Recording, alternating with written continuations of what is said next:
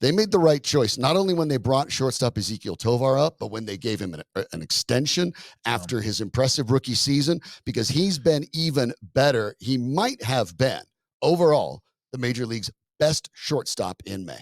Oh, I think so. And we were talking before we began today about this.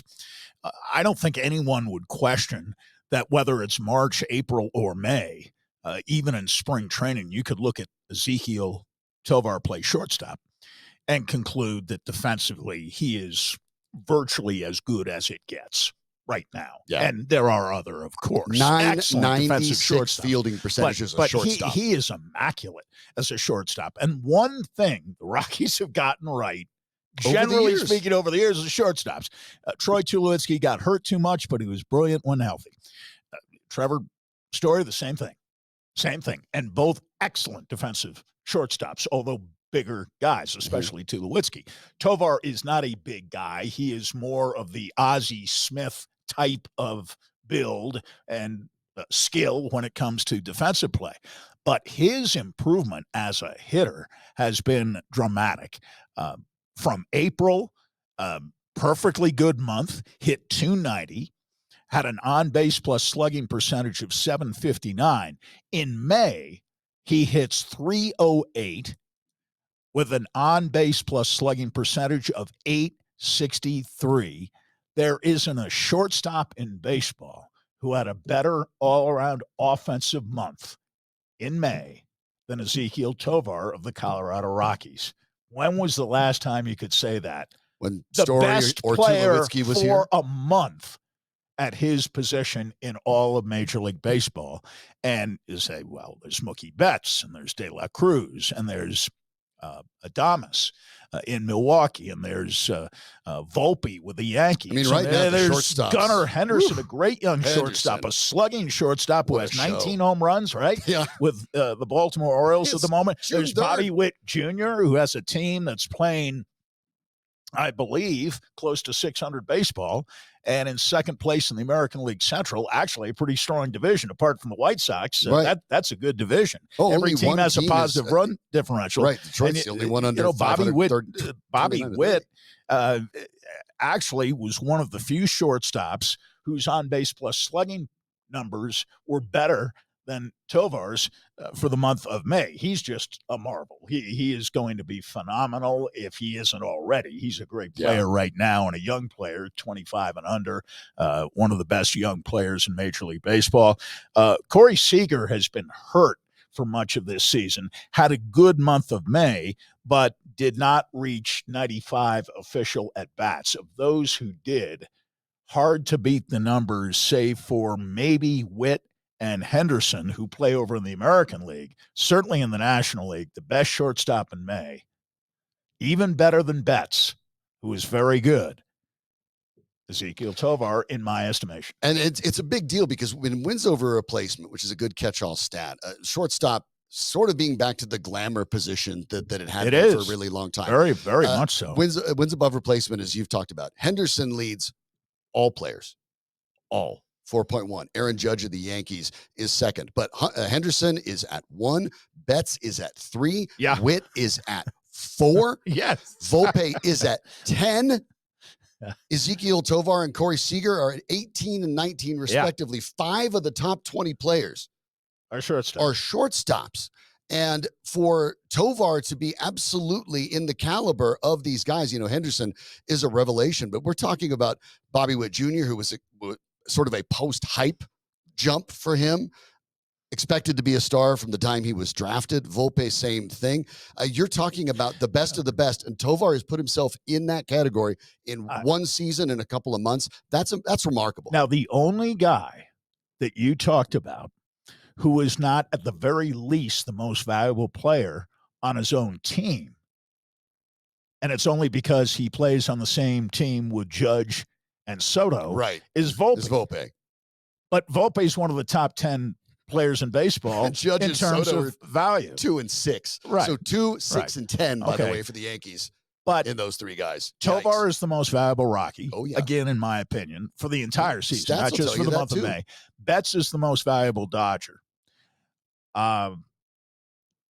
Henderson is the most valuable Oriole. Witt is the most valuable Royal, with apologies maybe to Salvador Perez, who's having another amazing year as a catcher at 34. Ketel Marte, best Diamondback, fair to say. Jaron Duran of the Red Sox, best other player in the Red Sox. William Contreras of the Brewers. No, but I'm talking about shortstops now. Right. I'm talking about shortstops being the most valuable best players on their entire team. On their team, at the very least, if not MVP candidates. I mean, to me, Henderson and Witt, if their teams keep playing the way they are, I know their teams are not in first place, but rather in second, but both teams are going to be in the playoffs the way they're going. And teams with low salaries. Witt and Henderson are going to be MVP candidates in the American League this year. I'm not saying either one will win, but they will be candidates. They will be strong candidates. I think probably Mr. Judge has the edge at the moment in the MVP sweepstakes as we're just past the 1/3 mark. That is if Soto doesn't catch him. But you're exactly right, because it really has been a tremendous run for Tovar, who, early in the season, and I say early, it's still relatively early, I suppose.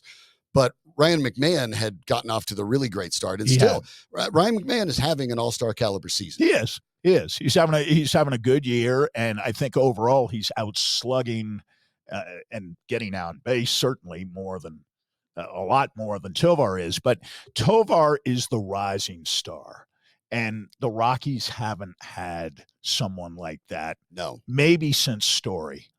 And even Arenado was around then, and Arenado was hands down the best player the Rockies had during the time that Story was here. Pretty much. You're right. And so I'm looking at Tovar. He's the one untouchable on the Rockies. He's the one guy you don't trade now. You don't trade in 5 years. You don't trade him in 10 years. He should be a Rocky for life. And it will be very interesting to see a few years from now when the Rockies have to pay him. Well, they got ahead of that. What their attitude will be. And I know they got a little ahead of it. Yeah. They got a little ahead of it. But he's still going to be in his 20s when that contract expires. Yeah, the Rockies gave him that extension that will sign him through the team through 2030. They tore up the arbitration years, which, by the way, really good idea when you see how those numbers tend to go. 3 now. Right? Tovar? 22. Yeah. So he'll still be in his 20s when his contract. He'll be. Yeah, he will be. The contract takes him through his year 28 season. But think about this: when you look at the money that these guys get, very, very smart economical move for the Rockies. At 28 years old, and at the 2030 season, he'll have made $16 million a year. Yeah. And then they have a club option to keep him for $23 million, which he will certainly exercise, assuming his career continues to go the way it is. So they get him right up until 30 when he'd become a free agent again, and they will have him signed at a number. If he plays like this, he will be literally exponentially more valuable than his contract in very short order. Well, and I know he'll be more valuable. He'll be tremendously more expensive too. And the Rockies aren't famous for rewarding their own. They reward the Chris Bryants of the world with huge deals when they're over the hill, but they're not exactly well known for keeping their own guys happy. Holiday, Ubaldo. We can go DJ on. LeMahieu, yes. Nolan Arenado. Yes, exactly right. Yeah, you could go on. But when you look at the idea of defensive play too, because remember, it is great with the Gunnar Hendersons of the world are fun, and he's not a butcher. He's 10th in fielding percentage. So I think when you take the offense, no, he's known for offense. You're fine. You're fine with that. But there's a difference when your fielding percentage at shortstop is .974 like Henderson or .973 for Witt, and there's nothing wrong with that at all. But when you're getting up into the .996, one error in 260 chances, and you're the best in all of baseball, the other guys that are up there, good players, Arcia for the Braves, 987 is next. Carlos Correa for Minnesota, 986. Willie Adames, 986. Rocchio for Cleveland, 982. But given the offensive ability that continues to grow and the elite, best in baseball defensive ability, Tovar is special, and he is really continuing to grow substantially. Yes, he needs to take a few more pitches. Yes, he needs to get a better batting eye. But again, he's 22, and I would be more concerned if he wasn't improving, which he is actually improving, drawing more walks at this point in the season than he did at this point last year. If he draws 30 walks this year, we'll throw a party for him. We'll throw a party for him right here. It's if he gets 30 walks. Yeah, he's got putting 10. that out on the table. Danny Bailey will be in charge of the arrangements. Yeah, he's got 10 right now. It's not a lot of walks.